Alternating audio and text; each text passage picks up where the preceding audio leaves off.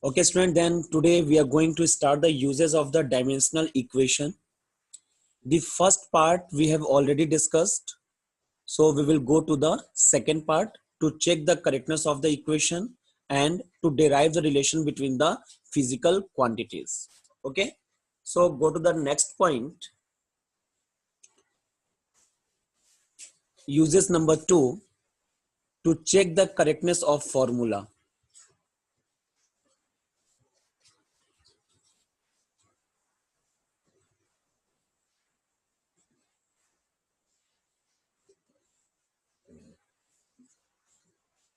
Any formula or relation you can say.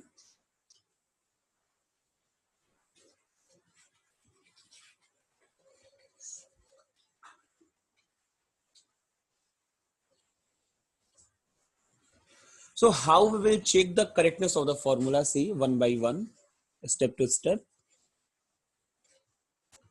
Suppose you have any formula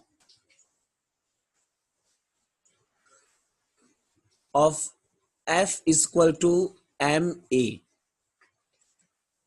and you have to check the correctness of this formula. Then you will write the dimension on the both sides. Write dimensions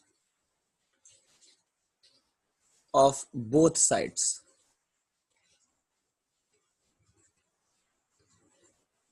What will be the dimension of the force? ML T minus 2. Dimension of mass M, and dimension of acceleration LT minus 2. ML T minus 2, and it will be ML T minus 2. You can see in the both side the dimension of mass. Here is a 1 and is also 1. Dimension in length 1 1. Dimension in time minus 2 minus 2. Means the both side the dimensions are equal, and if the both side dimensions are equal, then we will say formula is correct. Here dimension of LHS equal to dimension of RHS. This implies that formula is correct.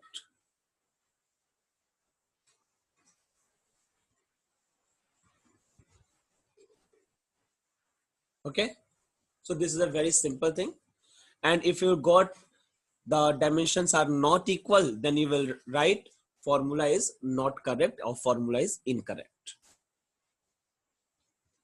Now go to the third point.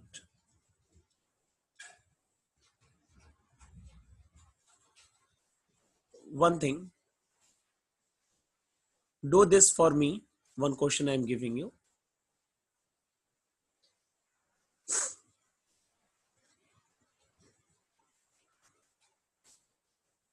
Check this relation V equal to U plus AT.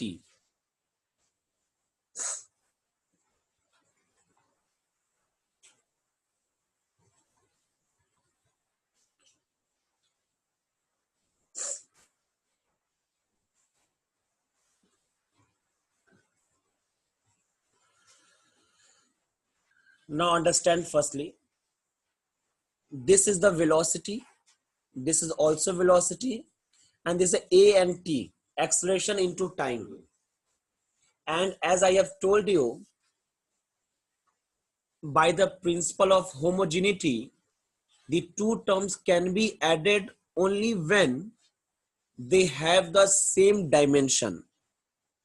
It means the dimension of the A into T and the dimension of U should be equal.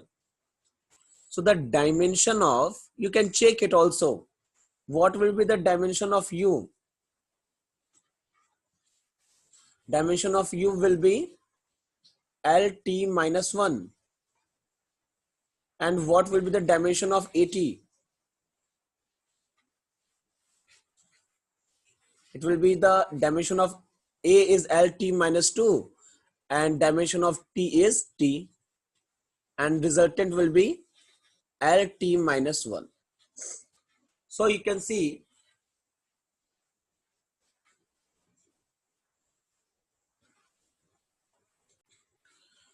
both has the same dimension, right? So dimension of LHS is LT minus 1, and dimension of RHS both has the same dimension, so we will write the same dimension LT minus 1. Okay, if these two terms have the different dimension, then the formula is incorrect. Okay, either if the dimension of LHS is not equal to the RHS, then again the formula will be incorrect. Okay, since both have the same dimension, in that way we can write the formula is correct, and here it is a correct formula.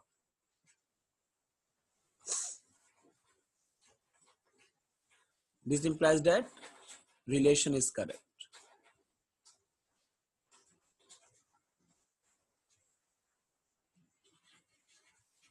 मतलब जितना भी formula, जितने terms हैं, terms का मतलब जो plus और minus sign से सेपरेट होते हैं उनको बोलते हैं टर्म.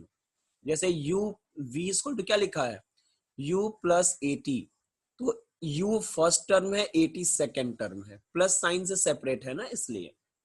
ठीक है, तो जितने भी टर्म्स हैं रिलेशन में सबका डायमेंशन सेम होना चाहिए, और साथ ही साथ लेफ्ट हैंड साइड का डायमेंशन और राइट हैंड साइड का डायमेंशन सेम होना चाहिए, तो हम बोल पाएंगे कि फॉर्मूला करेक्ट है.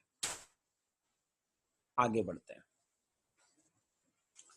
The third point, to derive the relation between the physical quantities.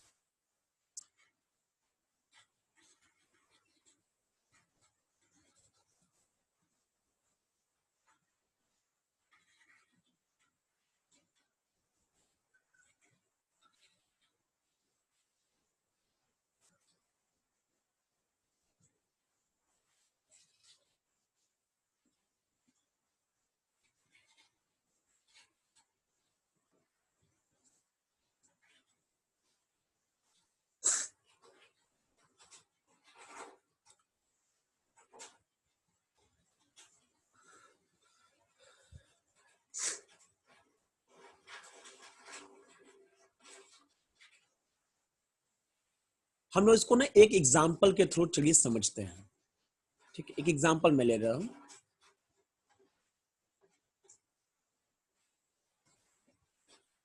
Derive expression for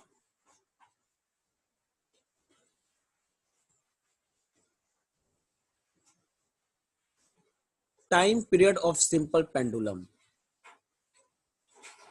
ये इंपॉर्टेंट भी है, एग्जाम में पूछा भी जाता है अक्सर डायरेक्टली.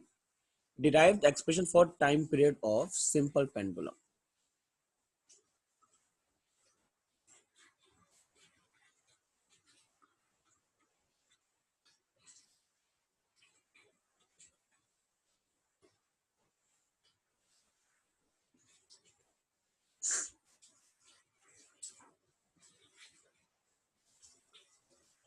अरे सिंपल पेंडुलम होता क्या है, बहुत सिंपल सी चीज है.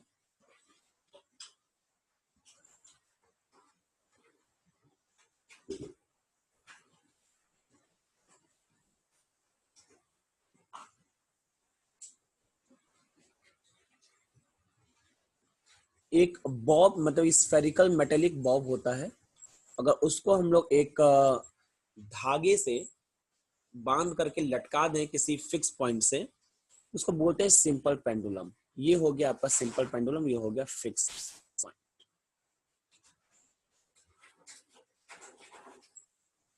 ठीक है, इसको बोलते हैं बॉब.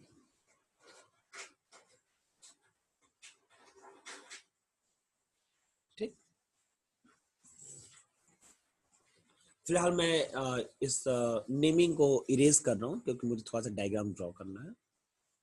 फिलहाल आप समझ गए होंगे मुझे लगता है। अब अगर इस बॉब को इसको बोलते हैं मीन पोजीशन, ये सब चीजें आपको मालूम होगी, मैं फिर से भी रिपीट कर रहा हूँ। मीन पोजीशन, ठीक है।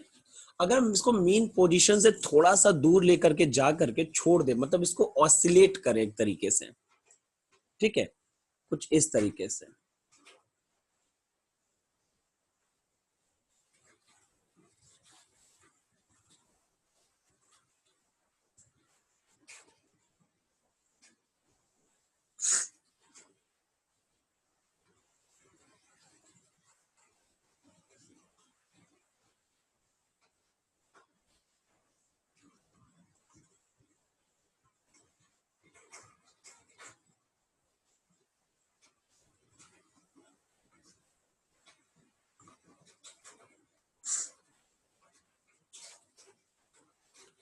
इस तरीके से ऑसिलेट करें हम लोग तो क्या होगा, चलिए पहले मैं इस पॉइंट ए मान लेता हूं, इसको ओ मान लेते हैं, इसको बी मान लेते हैं, ठीक है।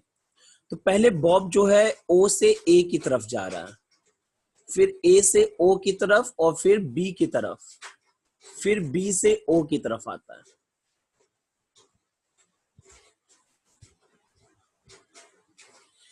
यहां से यहां तक के मोशन को बोलते हैं हम लोग वन ऑसिलेशन, और वन ऑसिलेशन में जितना टाइम लगा होता है उसको बोलते हैं टाइम पीरियड, ठीक है। इसकी लेंथ को, जो स्ट्रिंग है इसकी लेंथ को एल में मान लेता हूं। हम लोग इसका रिलेशन निकालना है, ठीक है। तो रिलेशन निकालना है तो हम लोग कुछ चीजों को ध्यान दें।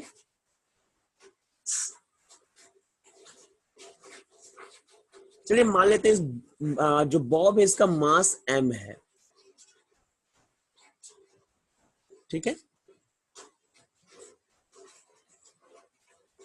और acceleration due to gravity act तो करेगी ही करेगी। चलिए हम मान लेते हैं एक्शन ड्यू टू ग्रेविटी जो डाउनवर्ड एक्ट करती है, ये आपको मैं मान लेता हूँ स्मॉल जी। एक्चुअली हमें देखना है कि वो कौन कौन से फैक्टर्स हैं जो इसके टाइम पीरियड को अफेक्ट कर सकते हैं। उन फैक्टर्स के टर्म में पहले हम क्वांटिटी को लिखेंगे और फिर सही रिलेशन को कैलकुलेट करेंगे। मैं फिर से बोल रहा हूं, बस आप ये देखिए कि कौन कौन से रिलेशन, कौन कौन से फैक्टर्स जो हैं वो अफेक्ट कर सकते हैं। जरूरी नहीं है कि आप 100% सही हो, ठीक है। आप बस कोशिश करिए कौन कौन से हैं। चलिए यहाँ पे आप खुद भी सोच करके बताओ कि जो टाइम पीरियड है वो किस किस बातों पर डिपेंड कर सकता है। लेंथ पर डिपेंड कर सकता है, मैं मान लिया लेंथ के पावर ए पर डिपेंड कर रहा है। मास पर डिपेंड कर सकता है, मैंने मान लिया मास के पावर बी पर डिपेंड कर रहा है। और एक्सलेशन ड्यू टू ग्रेविटी पर भी डिपेंड कर सकता है, मैंने मान लिया उसके पावर सी पर डिपेंड कर रहा है, ठीक है। क्या और कोई फैक्टर है बीच में? फिलहाल मुझे नहीं लगता है कि और कोई फैक्टर होगा। मैंने इतने फैक्टर पे सोच लिया है कि ये डिपेंड कर रहा होगा। प्रोपोर्शनलिटी साइन हटाएंगे तो हमेशा क्या आता है? कांस्टेंट आता है। ये कांस्टेंट आएगा के,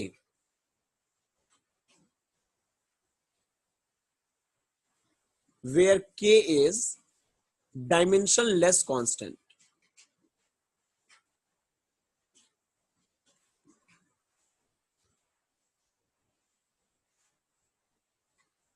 मैंने बताया था ना 4 टाइप्स की क्वांटिटीज थी, ये डायमेंशनलेस कांस्टेंट है, मतलब इसका कोई डायमेंशन नहीं होगा। इसको इक्वेशन नंबर 1 मान लेते हैं।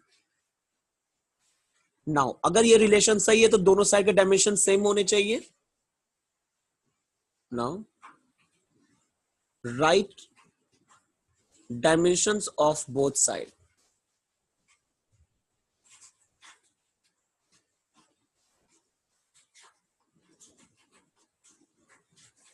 टी का डायमेंशन क्या होगा? m0 l0 t1। ये तो डायमेंशन लेस, उसका तो कोई डायमेंशन होगा नहीं, लेंथ का क्या हो जाएगा L पावर A, मास का हो जाएगा M पावर B, और G क्या है एक्सेलरेशन ड्यू टू ग्रेविटी, और एक्सेलरेशन ड्यू टू ग्रेविटी का डायमेंशन होता है Lt-2, चूंकि एक्सेलरेशन है ना ये C। चलिए थोड़ा सिंप्लीफाई करते हैं, M0 L0 T1। यहां क्या क्या मिलेगा आपको, देखिए यहां से मिलेगा L के पावर A और यहां से मिलेगा L के पावर C, साथ में लिखेंगे तो हो जाएगा A plus C।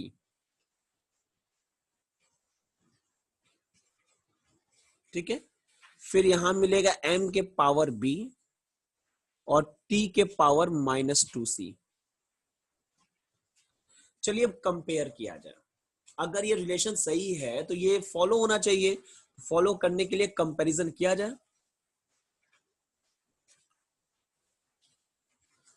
Comparing dimensions of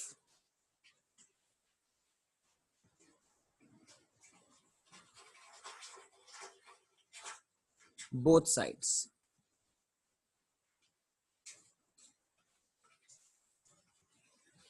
क्या मिलेगा, L का पावर A प्लस C है यहां पर, और यहां पे क्या है 0, यानी कि A plus C equal to 0।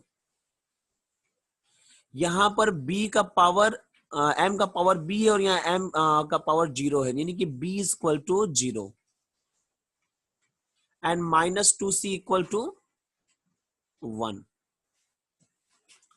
यहीं से C की वैल्यू आ जाएगी, C इक्वल टू -1/2। इस C की वैल्यू यहां पुट कर दीजिए तो A -1/2 equal to 0, it means A equal to 1/2 and B equal to 0 तो ऑलरेडी है, तो एक वैल्यू ये निकल गया, एक वैल्यू ये निकल गया और एक वैल्यू ये निकल गया। A, B और C की वैल्यूज आ गई हमारे पास। अब इनको उठा करके पुट कर देंगे इक्वेशन नंबर 1 में। Put in equation 1।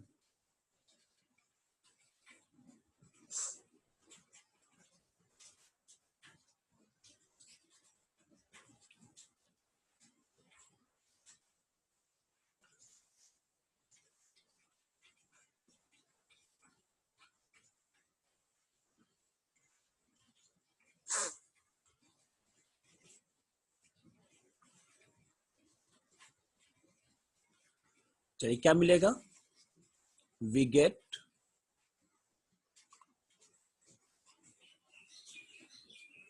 T equal to K, L का पावर A का मतलब 1/2, M का पावर B और M का मतलब 0, स्मॉल m है,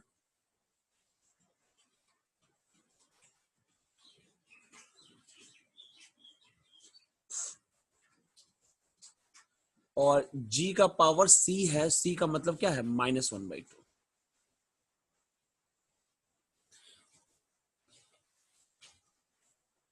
देखिए M का पावर 0 वो तो 1 हो जाएगा, गायब हो जाएगा। L का पावर 1/2 का मतलब होता है अंडर रूट, और G के पावर -1/2 का मतलब हो जाएगा डिनोमिनेटर में अंडर रूट। तो अगर दोनों को आप साथ में लिखेंगे तो ये हो जाएगा L/G। ठीक है,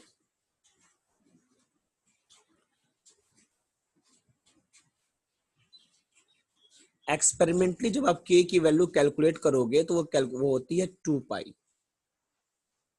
ठीक है, अगर आपको मालूम होगा तो आप लिख देना, नहीं मालूम है कोई बात नहीं।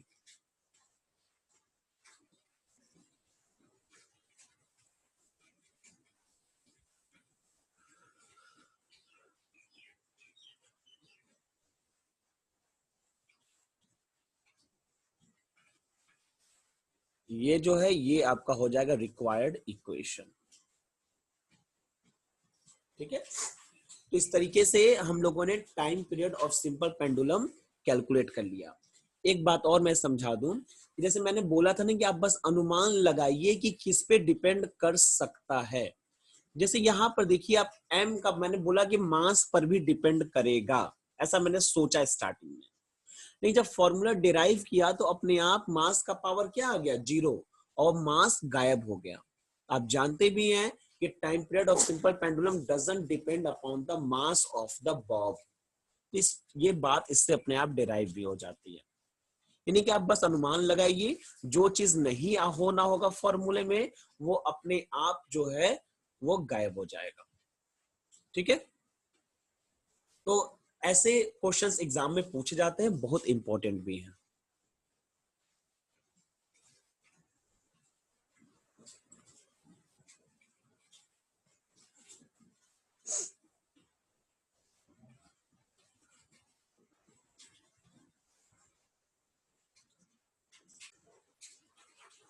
Okay, so this is the last topic of the chapter, limitations of the dimensional analysis.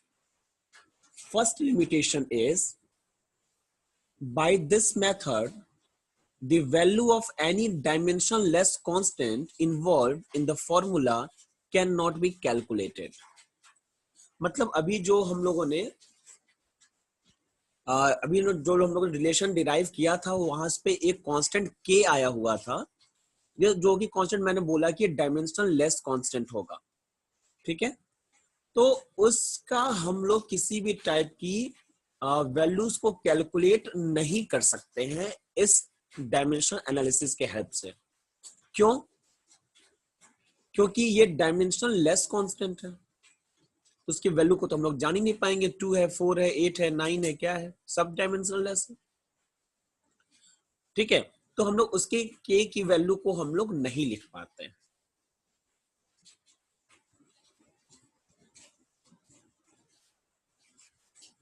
Enable to calculate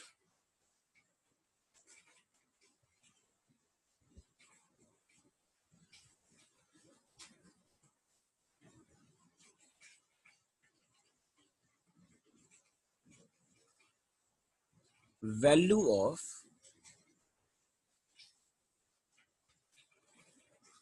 dimension less constant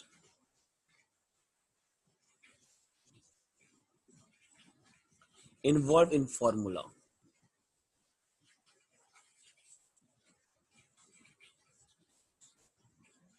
ठीक है, फिर भी मैंने k स्क्वायर 2 पाई लिख दिया था ना, तो वो मुझे याद था इसलिए मैंने लिख दिया था। आप चाहो तो वहीं पर छोड़ सकते हो अगर आपको नहीं याद है तो। सेकंड है, if the physical quantity depends upon more than 3 factors then we can not establish the relation. जैसे कि अभी मैंने देखा था कि t की जो वैल्यू है सिर्फ 3 फैक्टर पे मैंने लिया था जानबूझ करके, l पर, m पर और t पर, g पर। ठीक है, अगर 3 से ज्यादा क्वांटिटीज हो जाएंगी तो हम लोग उसका रिलेशंस नहीं कैलकुलेट कर सकते हैं, क्योंकि MLT 3 होगा, यहाँ क्वांटिटीज 4 हो जाएंगी, तो उनके रिलेशंस को हम लोग डेवलप नहीं कर पाएंगे।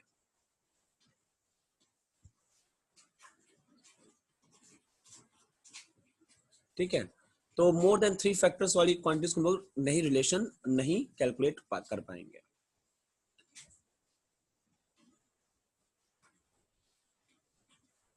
Unable to establish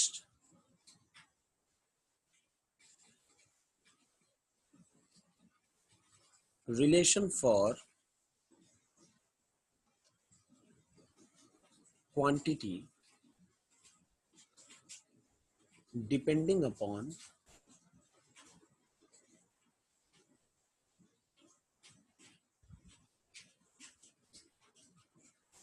more than 3 factors. ये सब इसके लिमिटेशंस हैं।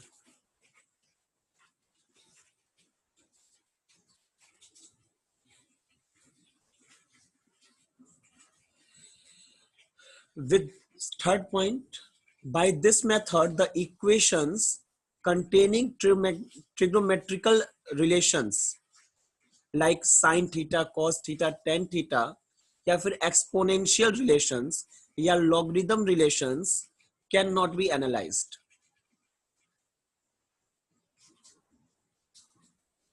Equations containing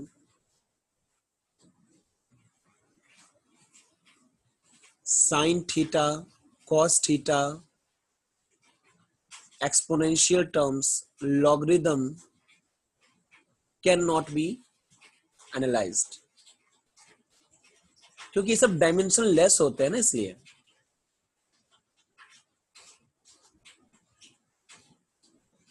और ये डायमेंशन में बेस्ड है पूरा। Fourth point, dimensional formula may not represent a unique physical quantity, hence physical quantity of the different nature may provide the dimensionally homogeneous equation। मतलब चूंकि हमको मालूम है कि एनर्जी का भी वही डायमेंशन होगा जो वर्क का होगा, जो टॉर्क का होगा, ठीक है। तो ऐसे कंडीशंस में जब हम लोग रिलेशन कैलकुलेट करेंगे तो वो इनमें और इनमें डिफरेंस नहीं कर पाएगा, ठीक है।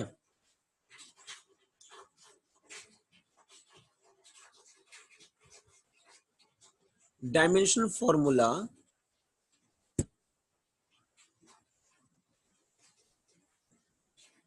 may not represent